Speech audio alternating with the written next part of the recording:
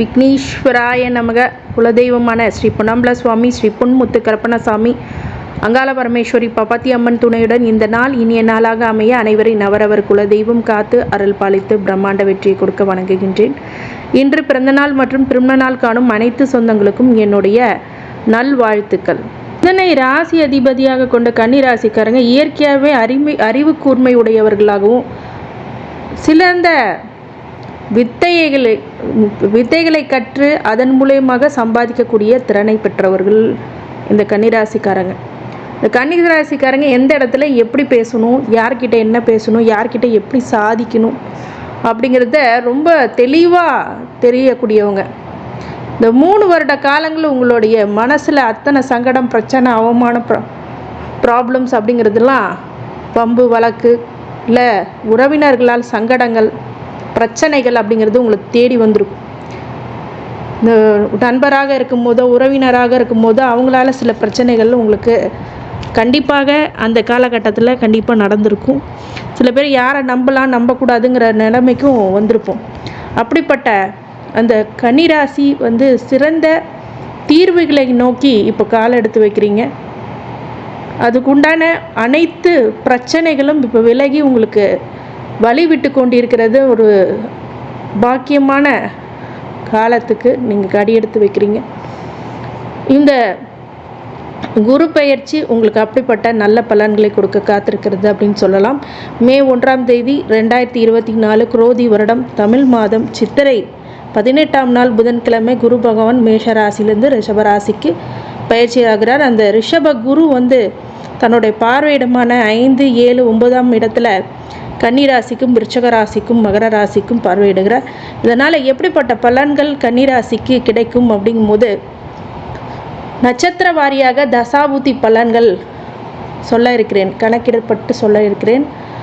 எதுக்கு இந்த தசாபுத்தி ஏன் அப்படின்னு கேட்டிங்கன்னா, கோச்சாரப்படி சொன்னால் மட்டும் கிடையாது, தசாபுத்தி வாரியாகவும் ஒருத்தருக்கு நடக்கும். அதுதான் முழுமையாக 100% நடக்கும். உங்கள் ஜனனகால ஜாதகம் 200% பேசும். அப்போ முதல்ல உங்கள் நட்சத்திரப்படி தசாபூதி பலன்களை பார்த்து கோச்சாரத்தையும் இணைத்து சொல்ல இருக்கிறேன். அதனால் உங்களுக்கு தெளிவாகவே உங்களுடைய என்ன காலத்தில் எந்த வயசில் இருக்கீங்களோ அந்த வயசுக்கு தகுந்த மாதிரி அந்த பலாபலன்கள் இருக்குது. அப்படிங்கும்போது இது முழுமையாக ஸ்கிப் பண்ணாமல் பாருங்கள். சேனலை சப்ஸ்கிரைப் பண்ணாமல் இருந்தீங்க அப்படின்னா சப்ஸ்கிரைப் பண்ணிக்கோங்க, பெல் ஐக்கானை ப்ரெஸ் பண்ணிக்கோங்க. பிடிச்சிருந்தா எல்லாத்துக்கும் ஷேர் பண்ணுங்கள். உங்கள் உற்றார் உறவினர்கள் நண்பர்கள் அனைவருக்கும் இதை பகிர்ந்து பயனளிக்குமாறு கேட்டுக்கொள்கின்றேன். கன்னிராசி அஸ்த நட்சத்திரத்துக்காரங்க இவங்களுடைய முதல் ஆரம்ப கால திசை சந்திர திசை. மொத்தம் தசாபுத்தி காலங்கள் 10 வருடங்கள். என்னுடைய கால்குலேஷனுக்கு ஒரு 5 வருஷம் எடுத்துக்கிறேன். செவ்வாய் திசை ஒரு 7 வருஷம், ராகு திசை ஒரு 18 வருஷம், மொத்தம் 30 வயசு வரைக்கும் கன்னிராசி அஸ்த நட்சத்திரத்துக்காரங்களுக்கு எப்படி இந்த குரு பெயர்ச்சி இருக்கும் அப்படின்னு சொல்லும் போது, கண்டிப்பாக சந்திரன் செவ்வாய் திசை அப்படிங்கிறது தாண்டி ராகு திசையும் மீட் பண்ணுறவங்களுக்கு எப்படி இருக்கும் அப்படின்னா, செயலில் கொஞ்சம் கவனமாக இருக்கணும். எந்த செயலை எடுத்தா அப்படின்னாலும் நீங்கள் கவனமாக இருக்கணும். அதன் மூலியமாக உங்களுக்கு வெற்றி கிடைக்கும். அதுதான் உண்மையான விஷயம். எப்போவுமே ஒரு விஷயத்தை புரிஞ்சுக்கணும் அப்படின்னா, கன்னிராசிக்காரங்க இந்த 3 வருட காலங்களில் சொல்லில் அடங்காத பிரச்சனைகளும் அவமானங்களும் கஷ்டங்களும் பட்டிருப்பாங்க. கண்டிப்பாக பட்டிருப்பாங்க. அவ்வளோ பிரச்சனைகளை பார்த்து அவங்களுக்கு இந்த ராகு திசையில் இருக்கிறவங்களுக்கு ரொம்ப கடுமையாக அந்த 8ஆம் இடத்துக்கு குரு கொடுத்துருப்பார். ஆனால் இப்போ பாக்கியத்தை 9ஆம் இடத்துக்கு குரு வரும்போது மிகப்பெரிய நற்பலன்களை கொடுக்க காத்திருக்கிறார் அப்படின்னு சொல்லலாம். ராகு திசை உங்களுக்கு மிகப்பெரிய வெற்றியை கொடுக்கக்கூடிய திசை.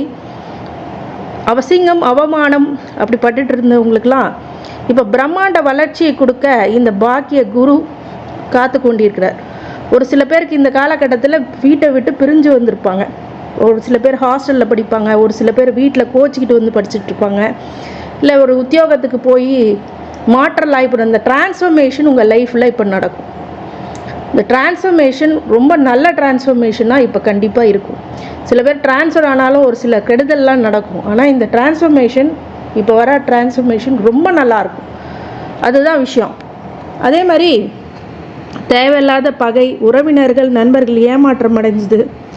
இது 1 வருஷ காலமாக சொல்லிலடங்காத சவால்களை ஏற்றுக்கொண்டு நீங்கள் பிரச்சனையை அனுபவித்து கொண்டிருந்திருக்கிறீர்கள். அது எல்லாமே மாறக்கூடிய காலம் அப்படின்னு சொல்லலாம்.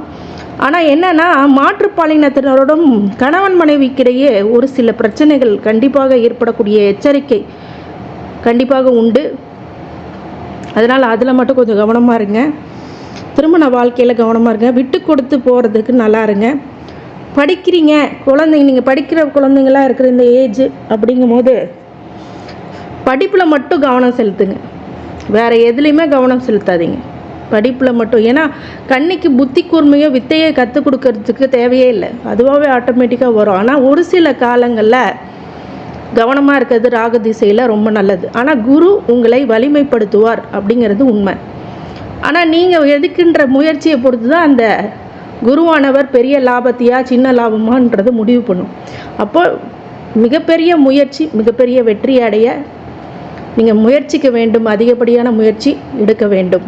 அடுத்தது குரு திசை 30 வயசுலேருந்து 46 வயசு இருக்குது. கல்யாணம் திருமணம் ஆகாதவங்க இப்போ திருமணம் பண்ணி வச்சே ஆவாங்க. அந்த மாதிரி உங்களுக்கு நல்ல காலம். திருமணம், லவ் மேரேஜ், அரேஞ்ச் மேரேஜ் எல்லாம் உங்களோட ஜனன கால ஜாதகத்தை செக் பண்ணால் தான் முழுமையாக சொல்ல முடியும் அது லவ் அரேஞ்ச்டான்னு. ஆனால் கண்டிப்பாக மேரேஜ் ஆகக்கூடிய காலகட்டம். அது மாதிரி 9ஆம் இடத்துல குரு அப்படிங்கிறது இந்த குரு திசைக்கு 100% ஒர்க் அவுட் ஆகும். ஏன்னு கேட்டிங்கன்னா, இந்த குரு திசையில் அந்த குரு இடம் மாறுறதும் அது பார்க்குற இடமும் ரொம்ப அற்புதமான பலன்கள் உங்களுக்கு கண்டிப்பாக ஈடு தரும். உங்களுக்கு உங்களுடைய லக்னத்தையே அவர் பார்க்குறாருங்க மாதிரி உங்களுக்கு சுபிட்சம் முதல்ல ஏற்படும். உங்களுக்கு ஃபேவரான பீரியடுன்னு சொல்லலாம். அதே மாதிரி எடுக்கின்ற முயற்சிகளை யாவும் வெற்றி, இளைய சகோதர வழியில் உதவி, குழந்தைங்களால் புத்திரனால் நல்ல மாற்றங்கள். சில பேர் ரொம்ப கடுமையாக நண்பர்கள் எல்லாம் நம்பிட்டு இருந்திருப்பீங்க. அப்போ அந்த காலகட்டத்தில் என்ன ஏமாற்றம் அடையும். இப்போ தன்னம்பிக்கை புதுசாக அப்படி இந்த நண்பர்கள் உறவினர்களே பேசாதவங்க போனவங்களே இப்போ பேச வருவாங்க. அந்த அளவுக்கு உங்ககிட்ட நெருக்கமான உறவுகளை தேடி வரும். சகோதர வழியில் ஏதாவது பிணக்குகள் இருந்தால் இப்போ சரியாகும். புத்திரமே கிடைக்கலைங்க, ஐவிஎஃப் ஃபெர்டிலிட்டி எல்லாமே ட்ரை பண்ணிட்டேங்க. இந்த காலகட்டத்தில் அது நடக்கும். எனக்கு குழந்தைங்க இருக்குங்க, வளர்ந்துட்டாங்க, சொல்கிறதே கேட்குறதே இல்லை அப்படின்னு இந்த காலகட்டத்தில் கேட்பாங்க. உங்கள் பேச்சை கேட்பாங்க, உங்களுக்கு படி சந்தோஷம் கொடுக்குற மாதிரி நடந்துப்பாங்க. இந்த மாதிரி விஷயங்கள்லாம் நடக்கும். லக்னத்தையே பார்க்குறதுனால உங்களுக்கு சுபிட்சத்தை அதிகமாக, சுபகாரியங்களை லேட்டாக மேரேஜ் ஆகிறவங்களும் இப்போ லேட் மேரேஜ் எல்லாம் கம்ப்ளீட் ஆகும். என் பிள்ளைங்களுக்கு மேரேஜ் பண்ணி வைக்க முடியலைங்க, வரன் தேடிக்கிட்டே இருக்கேன், கிடைக்க மாட்டேங்குது. கண்டிப்பாக வரன் கிடைக்கும். உத்தியோகத்தில் நல்ல மாற்றங்கள், நல்ல பெயர், நல்ல புகழ், மற்றவங்களுக்கு வழிகாட்டியாக கண்டிப்பாக இருப்பீங்க. அதே மாதிரி ஃபினான்ஷியல் அட்வைசராக இருப்பீங்க. எல்லாத்துக்கும் பொருளாதார ரீதியான அட்வைசராக இருப்பீங்க. ஒருத்தர் உங்கள்கிட்ட வந்தாங்க அப்படின்னா அவங்க நல்லா ஆயிடுவாங்க அப்படின்னு வருவாங்க. அந்த மாதிரி உங்களை தேடி மதிப்பு மரியாதை கொடுத்து உங்கள்கிட்ட சில பிரச்சனைகளை சொல்லுவாங்க, அதை தீர்த்தும் வைப்பீங்க. அந்த அளவுக்கு நீங்கள் உங்களோட மெச்சூரிட்டி லெவல் அதிகமாக இருக்கும். நல்ல திசை. ஆனால் இது 6, 8, 12 மறையாமலோ இல்லை நீசம் போகாமலோ இல்லை அசுப கிரகங்களுடன் சேராமல் இருந்தால் ரொம்ப நல்லது. 100% இல்லை 200% நல்லது கொடுத்துரும். அது உங்கள் ஜனனகால ஜாதகத்தை ஆய்வு செய்ய வேண்டும். ஜோதிட ஆலோசனைக்கு எனக்கு கூப்பிட்டிங்கன்னா அதுக்கு பற்றி விரிவாக நான் உங்களுக்கு தெளிவாக சொல்லிடுவேன். அடுத்தது சனி திசை 46 வயசுலேருந்து 65 வயசு வரைக்கும். 6ஆம் இடத்து சனி ருணரோக சத்ருஸ்தானத்தில் சனி இருக்கும்போது சனி திசை முழுமையான அந்த பலனை கொடுக்கும். ஒருத்தருக்கு கடன் கொடுக்கும், இல்லை எதிரியை கொடுக்கும், இல்லை நோயை கொடுக்கும். ஆனால் இப்போ குரு நேராக உங்களுடைய லக்னத்தையே பார்க்குறதுனால இதுலேருந்து மீண்டு வருவீங்க. கொஞ்சம் கொஞ்சமாக அந்த பிரச்சனைகளை இந்த 1 வருஷத்தில் கம்மி பண்ணிக்கிட்டே வரும். ஒரு பக்கம் மைனஸாக போயிட்டு இருந்தாலும் ஒரு பக்கம் ப்ளஸ்ஸாக கொண்டு போகும், பேலன்ஸ்டாக கொண்டு போகும், நியூட்ரல் பொசிஷனாக இருக்கும். அப்படி உங்களுடைய பிரச்சனைகள் எல்லாம் கொஞ்சம் கொஞ்சமாக குறையும். எடுக்கின்ற முயற்சிகளில் வெற்றி கொடுக்கும்.